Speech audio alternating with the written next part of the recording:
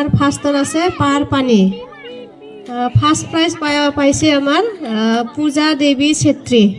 আগত আহিব কাৰণে আমার পুরস্কার দিব नारी दिवस पालन। हामी जाँदैछौँ हात्तीडुबा। भिडियोको स्टार्टिङबाट त थाहा नै पाउनुभयो हामीले नारी दिवसमा कति रमाइलो गऱ्यौँ। पहिले चाहिँ हामी यहाँ पिलपिले रोकिरहेका थियौँ, सबैजना भेला हुँदा ओर्दा टाइम लाग्यो नि त। हामी चाहिँ आमा छोरी म तीनजना दर्जा सर्जा बन्द गरेर गयौँ आज।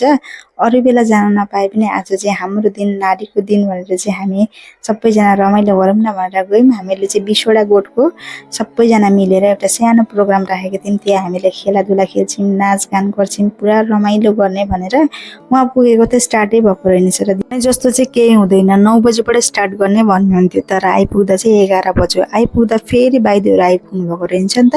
त्यसैले सबैजना बोरिङ हुनुभयो भनेर चाहिँ यता गेम सुरु गर्नुहुँदैछ। पहिलो गेम चाहिँ पार पानी हुँदैछ, त्यसमा मैले पनि भाग लिएको छु र कसले जित्छ हेर्दै गर्नु होला। सबैजना खेल्नका लागि तयारी। म उठाउँछु नि त भिडियो। यता दिदी पनि हुनुहुन्छ, सबैजना हेर्नु त। खेला सुरु भयो हाम्रो। अहिले फास्टमा चाहिँ पार पानी देखाइदिनु हुँदैछ।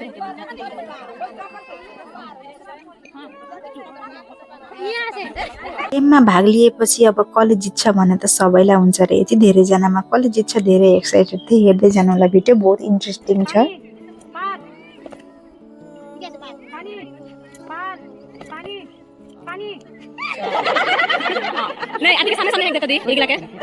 फाइनल राउन्डमा चाहिँ म विनर भएँ। यति धेरैजना वुमेन्समा म विनर हुन्छु भनेर चाहिँ एक मनमा पनि सोचेको थिइनँ। म चाहिँ यसै भाग लिऊँ न त, अब आएको छु भनेर चाहिँ लिएको थिएँ र मलाई यति एनर्जी आयो। अरू सबै गेममा भाग लिन्छु जस्तो लाग्यो र दिदी पनि म खेल्दिनँ भनिरहनु भएको छ। होइन, झारे पनि जिते पनि यो एउटा रमाइलो हो, खेलौँ न भने। होइन, यो दिन त फेरि घुरेर आउँदैन। त्यसपछि घर गएपछि त फेरि आफ्नै दुनियाँमा हामी व्यस्त हुन्छौँ भनेर दिदी र म नै खेल्यौँ र दुईजनाले नै एउटा दुईटा गेममा भयो नि विनर भयौँ। एकछिन रेस्ट गरेर गाजी खाएर चाहिँ फेरि हाम्रो डान्स सुरु भयो।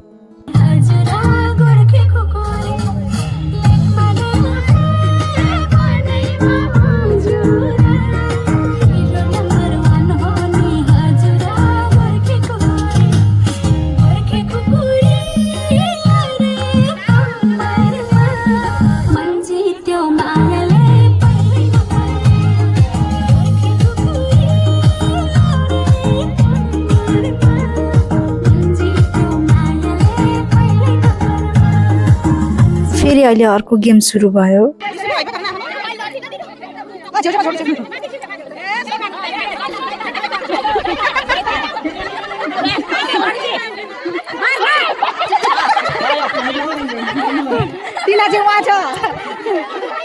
टिनाको गेम चाहिँ सबैभन्दा इन्ट्रेस्टिङ लाग्यो र दिदी र म चाहिँ यता एउटा दुईटा भिडियो बनाऊँ न भनेर बसिरहेको थियौँ र त्यतिकै बिचमा चाहिँ बाइदेउहरू पनि आइपुग्नु भयो र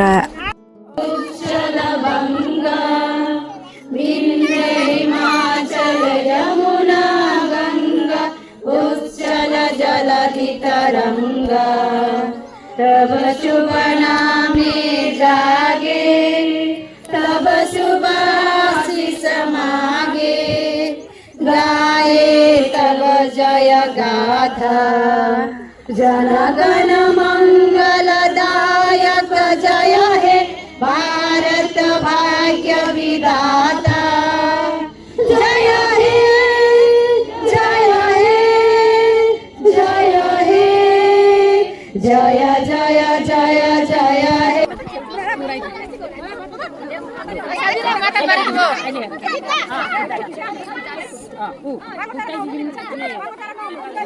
सिधै जानु सिधै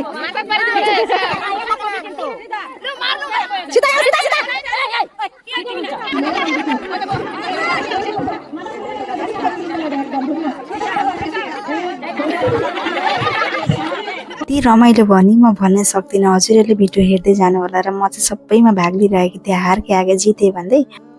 साथीहरू अहिले चाहिँ हाम्रो प्रोग्राम चलिरहेको छ। तीनटा गेम खत्तम भयो र अहिले रानिङ हुन आँटेको छ। म र दिदी पनि भाग लिन आँटेका। दिदी तपाईँ नभए म दुईजनामा एकजना जित्नुपर्छ ल, मजाले कुद्नु बेस्ट। বাইদেউ সবে যা আমার একদম মার্বল খেলা কাল কিবা খেলে আছে জুলি জিতিব মানে এই পূজা हजुर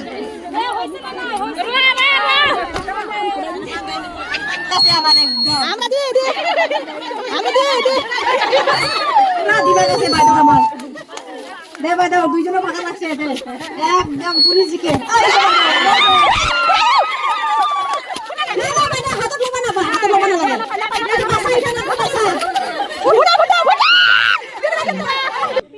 ফার্স্ট প্রাইজ পাইছে আমার পূজা দেবী ছেত্রী রেশমা ছেত্রী এইটো প্ৰাইজটো আমাৰ মঞ্জু বাইদেউক দিবৰ কাৰণে অনুৰোধ জনালো পুৰা সেফটি আছে বাইদেউ তাৰপিছত আছে লাষ্টত আছে পূজা দেৱী ছেত্ৰী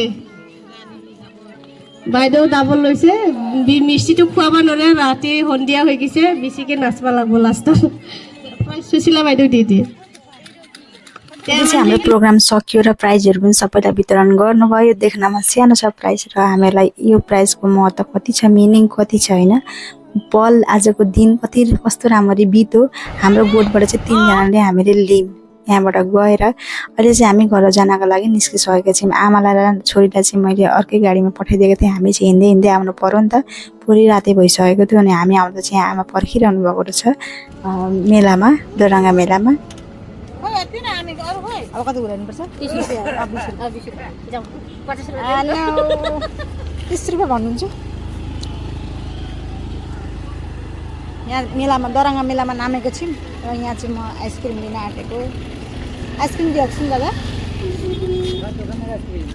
प्रोग्राम सकेर घर आइपुग्दा चाहिँ 7 बज्यो र पनि मलाई हस्बेन्डले बिहामा नगइकन पर्खेर बसिरहनु भएको रहेछ हाम्रो चाहिँ बिहामा जाने प्लानिङ क्यान्सल हुन आँटेको थियो र पनि अब जाम न अब हस्बेन्डसँग त्यसरी मेरो हिँडाइ नै हुँदैन कहिले हस्बेन्ड भ्याउनुहुन्न कहिले म एक्लै गएको हुन्छु त्यसैले आज चाहिँ अब छेउमै हो जाम भनेर रेडी भएर निस्केको छु अहिले म जस्तो आएको थियो त्यस्तै कपडा मात्रै चेन्ज गरेँ साडी लगाएको थिएँ अहिले चाहिँ म चुडीदार लगाएँ लेट पनि भइसकेको थियो साडी लाउँदा ओर्दा मलाई चाहिँ एकदम डेरी लाग्छ साडी लगाउन म जान्दिनँ पनि यसै पनि बेसी टाढा चाहिँ होइन अहिले चाहिँ हामी बिहाघरमा पुगि पनि सकेका छौँ हस्बेन्डले स्कुटी पार्किङ गर्नुभयो त्यसपछि हामी बिहाघरमा एन्ट्री गऱ्यौँ र